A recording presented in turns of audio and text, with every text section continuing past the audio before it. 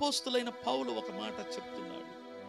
కొలసీలకు రాసిన పత్రిక అధ్యాయం 3. హల్లెలూయా, స్తోత్రం.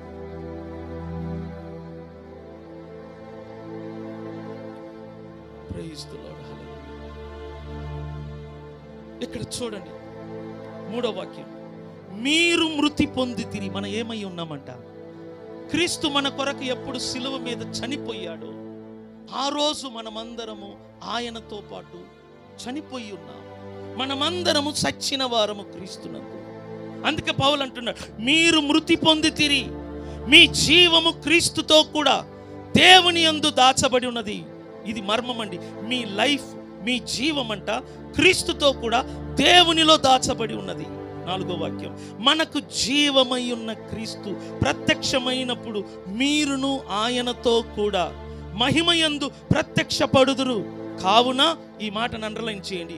భూమి మీద ఉన్న మీ అవయవములు అనగా జారత్వము, అపవిత్రత, కామాతురత, దురాశ, విగ్రహారాధన అయిన ధనాపేక్ష. విగ్రహారాధన అంటే ఏంటి తెలిసిన? ధనాపేక్ష. ధనము మీద ఆశ కలిగి ఉండటం అంట విగ్రహారాధనతో సమానం. చాలా మందికి డబ్బు మీద ఆశ ఉంటుంది, అది విగ్రహారాధన అంట బైబిల్ అంటుంది. దురాశ, విగ్రహారాధన అయిన ధనాపేక్షను నువ్వేం చేయాలంట? చంపివేయాలా. ఎలా?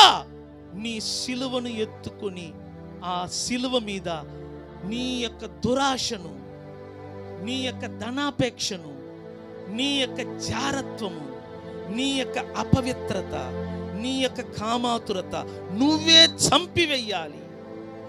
వాటి వలన చూడు, అవి నీ జీవితం ఉండటం వలన దేవుని ఉగ్రత నీ మీదకి వస్తుంది. బైబిల్ అంటుంది, పూర్వము వారి మధ్య జీవించినప్పుడు మీరును వీటిని అనుసరించి నడుచుకుంటేరే. ఇప్పుడైతే మీరు అర్థం చేసుకోండి, కోపము, ఇది కూడా డేంజర్. ఒకటి కోపము, రెండవది ఏంటంట ఆగ్రహము, మూడవది ఏంటంట దుష్టత్వము, నాలుగోది ఏంటంట దూషణ, 5 ఏంటంట నీ నోట బూతులు అను వీటన్నిటిని నువ్వేం చెయ్యాలి? విసర్జించు.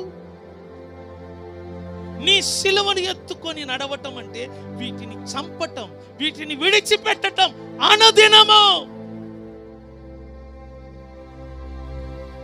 యేసును వెంబడించాలంటే నీకు కోరిక ఉండాలి. రెండవదిగా ఆయనను వెంబడించాలంటే నిన్ను నువ్వు ఉపేక్షించుకోవాలి. నీలో ఉన్న ప్రతి కోరికలను, వాంఛలను చంపుకోవాలి, వాటిని తీసివేయాలి. ప్రతి దినము నీ సిలువను ఎత్తుకొని నడవాలి. సిలువ నీ బలిపీఠం. నువ్వు ఆ బలిపీఠం మీద నిన్ను నువ్వు చంపుకోవాలి. నీలో ఉన్న జారత్వము, నీలో ఉన్న కామాతురత, నీలో ఉన్న అపవిత్రత, నీలో ఉన్న శరీర ఇచ్చలు, నీలో ఉన్న కోపము, నీలో ఉన్న ఆగ్రహము, నీ నోటి నుండి వస్తున్న ప్రతి చెడ్డ మాటలు, బూతులు, వీటన్నిటిని విడిచిపెట్టాలి. ధనాపేక్ష, డబ్బు మీద మోజు చాలా డేంజర్ అండి. యూదా ఎందుకు పిలుపును పోగొట్టుకొని ఉరి వేసుకొని తల కింద పడి చచ్చిపోయాడు? ధనాపేక్ష, డబ్బు మీద ఆశతో యేసు ప్రభును విడిచిపెట్టాడు. చివరికి తన ప్రాణమును అన్యాయంగా చంపుకున్నాడు ఆత్మహత్య ద్వారా. నేను ముగిస్తున్నాను. యేసును వెంబడిస్తేనే నీలో ఉన్న వెలుగు ఆరిపోకుండా ఉంటుంది. నువ్వు ఎప్పుడు యేసును కరెక్ట్గా వెంబడిస్తావు, అప్పుడు నువ్వు జీవపు వెలుగు కలిగి ఉంటావు. ఏ వెలుగు కలిగి ఉంటావంట? దాని అర్థం ఏంటి తెలిసిన? నీలో మరణం ఉండదు, నీలో దేవుని గుణలక్షణం కనపడుతుంది, నీలో దేవుని పోలికలు కనబడుతుంది. నువ్వు దేవుని పోలి ఉంటావు. దేవుడు ఆది కాండములు చెప్పినట్లుగా దేవుడు ఏమంటున్నాడు? ఇదిగో నరులను మన పోలిక చొప్పున తయారు చేయుదము. ఆ మాట నీ జీవితంలో ఎప్పుడు నెరవేరుతుంది తెలిసిన? నిన్ను నువ్వు ఉపేక్షించుకొని కోరిక కలిగి యేసు వెంట నడుస్తున్నప్పుడు, నీ సిలువ అనే బలిపీఠం మీద నిన్ను నువ్వు ప్రతిరోజు చంపుకొని ఆయనకిష్టము లేని స్వభావములు, ఆయనకిష్టము లేని కోరికలు, ఆయనకిష్టము లేని కార్యాలు నువ్వు ఎప్పుడు విడిచిపెడతావో నువ్వు వెలుగుగా ఉంటావు, నువ్వు ప్రకాశవంతంగా ఉంటావు.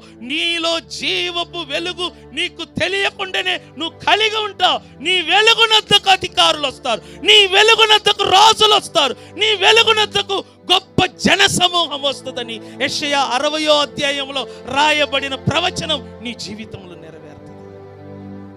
యేసును వెంబడిస్తున్నా. యేసును వెంబడించాలంటే ఆయనకు నీకున్న అడ్డు మొత్తాన్ని నువ్వు విడిచిపెట్టాలి. ఆయన లోకమునకు వెలుగై ఉన్నాడు. దేవుడు మనలను ఆయనలోనికి తీసుకొచ్చాడు. ఇప్పుడు మనము వెలుగై ఉన్నాం, ఆశ్చర్యకరమైన వెలుగులోనికి వచ్చి ఉన్నాం. ఈ వెలుగు ఆరిపోకుండా ఉండాలంటే యేసును వెంబడించాలి. ఆయనను వెంబడించాలంటే మనల్ని మనం ఉపేక్షించుకోవాలి. తర్వాత మన సిలువను ప్రతిరోజు ఎత్తుకుని నడిచినప్పుడు మనము జీవపు వెలుగు కలిగి ఉంటాం. యుగ యుగాలు మనము దేవునితో జీవిస్తాం. చప్పట్ల ద్వారా దేవునికి స్తోత్రం చెప్పండి, గట్టిగా స్తోత్రం చెప్పండి. హల్లెలూయా. లేచి నిలబడదాం.